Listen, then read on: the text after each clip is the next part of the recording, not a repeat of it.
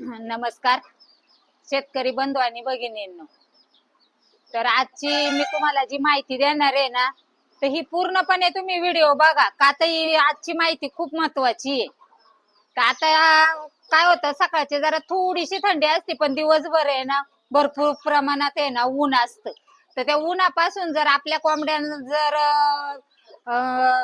आजारी पडू नये, त्यांची म्हणजे चांगलं व्यवस्थित तंदुरुस्त राहिल्या पाहिजेत, त्यांचं आरोग्य चांगलं नियंत्रित जर असलं तर त्याचा आपल्याला फायदा होतो. आणि उन्हाळ्यामध्ये काय होतं, जास्ती करून कोंबड्या आपल्या आजारी पडतात.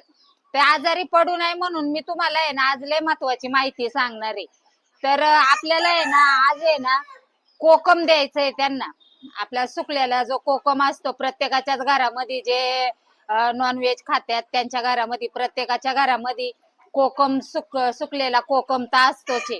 तर त्याचा आज आपल्याला आहे ना आगळ द्यायचा आहे. म्हणजे आपल्याला आहे ना ते आहे ना भिजून आहे ना एक अर्धा तास ते पाण्यामध्ये भिजून आपल्या कोंबड्यांसाठी आपल्याला द्यायचंय. ते ते का द्यायचं त्याचं मी कारण सांगते तुम्हाला.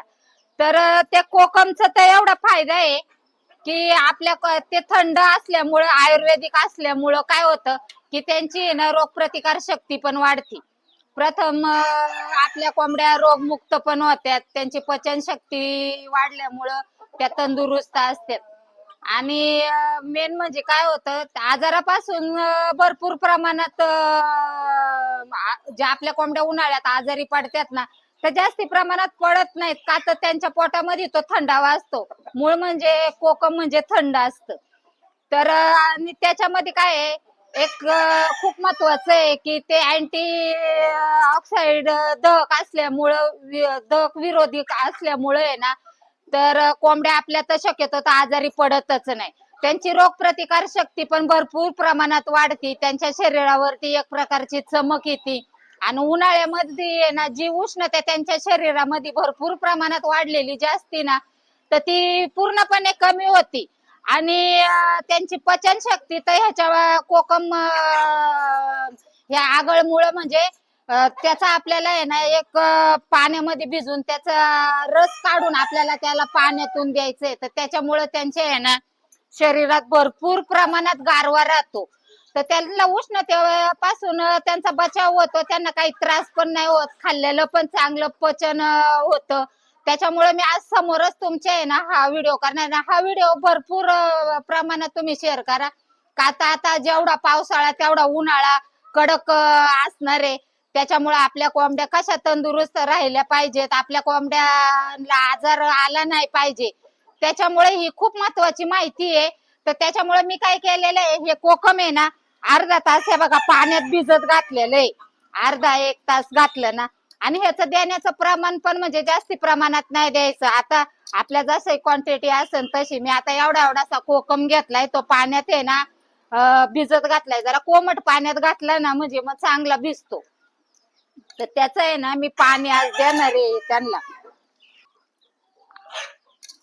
आणि ह्याच्यामध्ये विटॅमिन सी, विटॅमिन बी हे भरपूर प्रमाणात असतं. आयर्न पण भरपूर प्रमाणात असतं.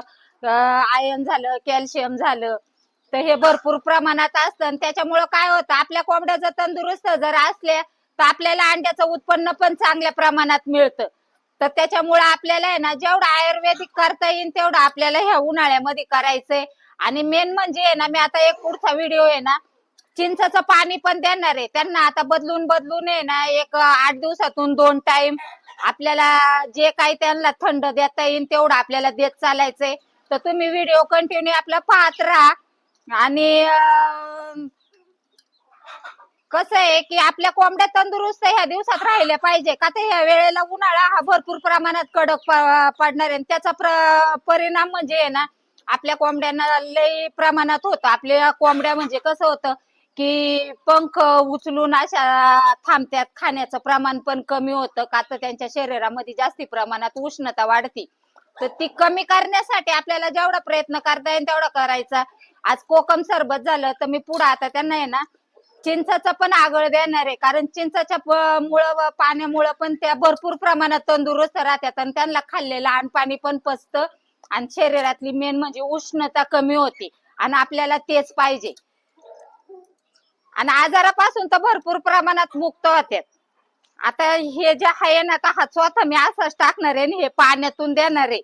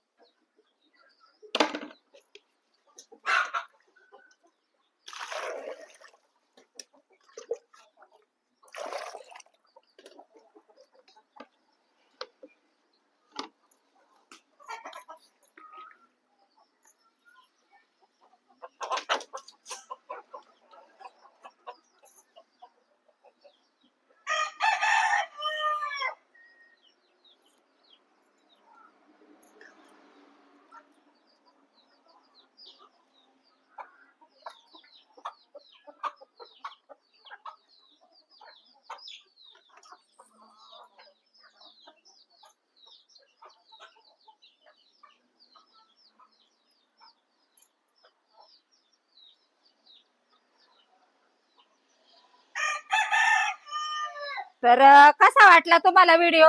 व्हिडिओ जर आवडला असेल तर जास्तीत जास्त शेअर करा. आणि आपल्या कोंबड्यांची अशीच आपली काळजी की त्यांच्या अंगावरती आहे ना, त्यांच्या पोटात गारवा असला तर त्या कसं आजारी पडत नाही. आणि एक प्रकारची त्यांच्या शरीरावरती भरपूर प्रमाणात या दिवसात चमक पण येते, का तर त्यांच्या पोटात गारवा असल्यामुळे खाल्लेलं काही जरी असलं ना तर त्यांना चांगल्या प्रमाणात पचतं. तर त्याच्यामुळे आहे ना, आणि आजार पडण्याचे तर खूपच कमी असतं. आजार पडतच नाहीत या दिवसात उन्हाळ्यामध्ये. तर त्याच्यामुळे आपल्याला ही काळजी घ्यायची आहे. त्यांच्या जेवढा पोटात गारवा पडन तेवढे आपल्याला काळजी घ्यायची आता इथून पुढे. आता 4 महिने. तर कसा वाटला तुम्हाला व्हिडिओ? जर आवडला असेल तर जास्तीत जास्त शेअर करा. काय तुमच्या कमेंट जर असतील तर कमेंटद्वारे पण सांगा. आणि लाईक तर नक्की करा, सबस्क्राईब करा. धन्यवाद.